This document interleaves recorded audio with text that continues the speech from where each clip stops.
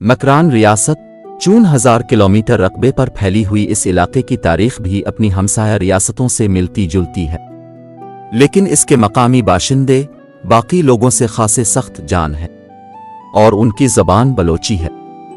اس علاقے کو سکندر اعظم، Hulagu Khan, چنگیز خان اور محمد بن قاسم جیسے عظیم فاتح نے فتح کیا، لیکن یہ انڈو یورپی خاندان سے تعلق نہیں رکھتی۔ انگریزوں کے دور میں اسے نیم خود مختاری حاصل رہی۔ مکران 1947 عیسوی تک برٹش انڈیا کے ساتھ اتحاد میں ایک خود مختار ریاست تھی، اس کے بعد اسے پاکستان کے ساتھ ایک خود مختار ریاست کے طور پر شامل کیا گیا تھا۔ 1955 میں اس کا وجود ختم ہو گیا۔ 1958 عیسوی میں اس میں ساحلی شہر کو اور بھی شامل ہو گیا تھا، جو سلطان آف عمان سے خریدا گیا تھا۔ ریاست مکران 14 اکتوبر 1965 کو پاکستان میں ضم ہو گئی۔ یہ ریاست موجودہ پاکستان کے انتہائی جنوب مغرب میں واقع تھا۔ موجودہ وقت میں مکران صوبہ بلوچستان کا ایک ضلع ہے۔ یہ علاقہ اب گوادر، کیچ اور پنجگور کے اضلاع کا حصہ ہے۔ ریاست میں عمانی گوادر کا علاقہ شامل نہیں تھا، جو 1958 تک عمانی حکومت کے تحت تھا۔ موجودہ وقت میں یہ سابقہ ریاست مکران 2 حصوں میں بٹا ہوا ہے۔ مکران کا بڑا حصہ پاکستانی بلوچستان کا حصہ ہے، جو 25,000 مربع میل اور تقریباً 6 لاکھ کی آبادی پر مشتمل ہے۔ اس کا صدر مقام کیچ تربت ہے۔ دیگر شہروں میں گوادر اور پنجگور شامل ہیں، جبکہ دوسرا حصہ ایرانی صوبہ بلوچستان میں واقع ہے۔ ایرانی مکران 22,000 مربع میل اور 5 لاکھ کی آبادی پر مشتمل ہے۔ ان کے بڑے شہروں میں پہرا، ایران شہر، زک، سراوان، سرباز، نیک شہر، چابہار، کن رک اور جرفت بشکرد شامل ہیں۔ ویکیپیڈیا کے مطابق ریاست مکران پر گنج کی نوابوں کی حکومت تھی، جو راجپوت نژاد تھے۔ ان کے آباء و اجداد جگت سنگھ 17ویں صدی میں راجپوتانہ سے ہجرت کر کے مسلمان ہو گئے تھے۔ گنج کی اب خود کو بلوچ کہتے ہیں۔ 21 مارچ 1948 کو مکران، خاران اور لسبیلا کے حکمرانوں نے اعلان کیا کہ وہ اپنی ریاستوں کو ڈومینین آف پاکستان میں شامل کر رہے ہیں۔ قیام پاکستان کے وقت مکران کی ریاست صوبہ بلوچستان کی 4 ریاستوں میں سے ایک شمار کی جاتی تھی۔ اس کا سربراہ گچکی خاندان سے تعلق رکھتا تھا، اگرچہ کہ مکران کی ریاست برطانوی ہند کی دیگر ریاستوں کی مانند وائسرائے ہند کے زیر کنٹرول ہوتی تھی۔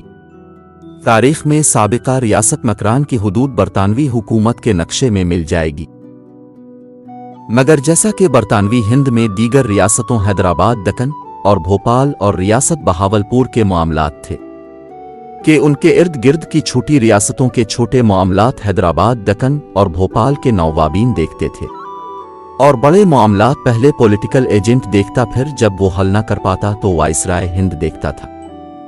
اس طرح بلوچستان کی 4 ریاستوں میں قلات کی ریاست کو یہی اہمیت دی گئی تھی۔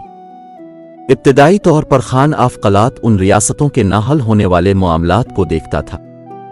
اگر خان آف قلات ان مسائل کو حل نہیں کر پاتے تو پھر وہ ان تینوں ریاستوں کے حکمرانوں اور عوام کو اختیار حاصل تھا کہ وہ انگریزوں کے بنائے ہوئے کسی بھی ادارے سے رجوع کر لیتے، جیسا کہ بے شمار معاملات میں مکران، لسبیلا، خاران اور دیگر علاقوں کے حکمرانوں اور سرداروں نے کیا۔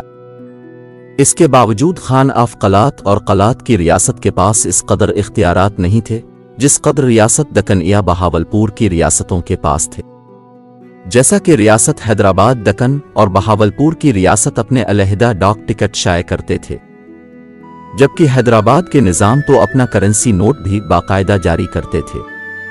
اس سے قلات کی ریاست اور اس کے خان کے اختیارات ظاہر ہوتے ہیں کہ قلات کی ریاست کا برطانوی ہند میں کیا مقام تھا۔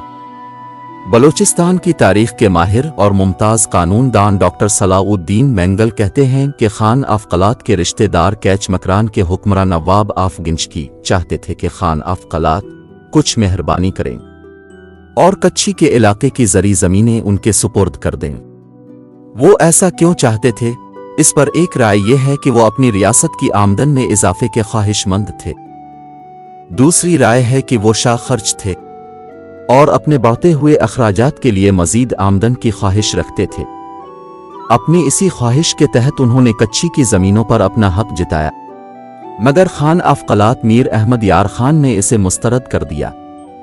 रियासत मकरान और रियासत क़लात के दरमियान शुरू होने वाली इस कशीदगी के बाद नवाब बाईयान की सरगर्मियों का एक तवील दौर शुरू होता है। नवाब बाईयान ने वाली मस्कत से दरख्वास्त की है कि अगर खान अफ़क़लात मकरान पर हमला कर देंगी और इस हमले की सूरत में मकरान के लोगों को बेघर होना पड़े तो गवादर, जो अभी तक पाकिस्तान की तहवील में नहीं आया था, में उन्हें पनाह दी जाए और उनकी ज़रूरियात पूरी की जाए। डॉक्टर हमीद बलोच ने मीर गुलखान नसीर की किताब तारीख़ बलोचिस्तान के हवाले से लिखा है कि लसबेला और खारान के ख़वानीन की खान अफ़क़लात के साथ पुराने इख्तिलाफ़ात थे। ये इख्तिलाफ़ात नवाब बाईयान की तरफ से मकरान की आमदन पर हक जताने से भी पहले की बात थी। हमीद बलोच बताते हैं कि नसीर खान अव्वल के दौर से मकरान ख़वानीन क़लात का मातहत इलाका था। ये इलाका 3 मकामी गिंचकी ख़ानदानों में मुनक़सम था, जिसमें तुम, कैच और पंजगूर के इलाके शामिल थे। इन इलाकों की हैसियत क़लात की नीम खुद मुख्तार रियासतों की थी। नवाब बाईयान का इलाका कैच उन 3 इलाकों में से एक था। पूरा मकरान उनकी हुक्मरानी में नहीं था। यही सबब था कि वो मकरान के इल्हाक के बारे में तन्हा कोई फैसला करने का इख्तियार नहीं रखते थे।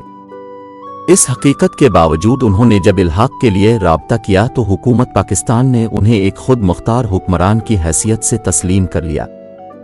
यूं गोया पाकिस्तान की तरफ से मकरान के दीगर हम पल्ला यानी तुम और पंजगूर की रियासतों को नज़रअंदाज कर दिया गया।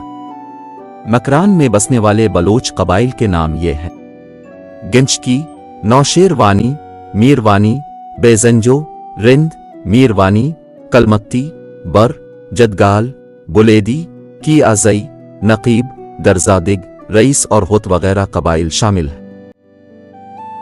वीडियो को लाइक और शेयर करें और चैनल को सब्सक्राइब करें।